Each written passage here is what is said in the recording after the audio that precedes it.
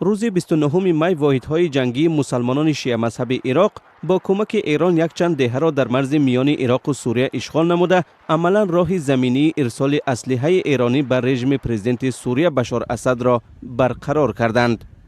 منطقه‌ای که از سوی گروه بسیج مردمی معروف به نام حشید شعبی اشغال شده است در شمال شهر بعج زیر نظارت گروه دهشت‌افکنی دولت اسلامی قرار دارد.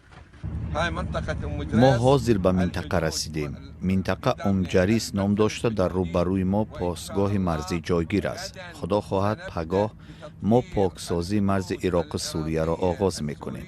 ما عملیات را از اینجا تا منطقه قایم ادامه میدیم تا مرز کاملا زیر نظارت ما باشد. این عمل حشید شعبی امکان میدهد که رژیم اسد که زیر حمایه ایران قرار دارد در پخش نمودن آشوب 6 ساله پیش دستی نظررس پیدا کند. شارحان خاطر نشان میکنند که در طرف مقابل مرز گروه کردهای سوریه مستقرند.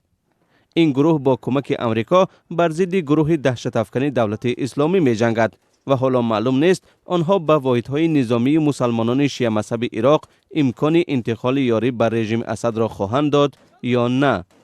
در سامانه اینترنتی خود گروه حشید شعبی اشغال دهات مرزی را معجزه رمضانی عنوان داده است.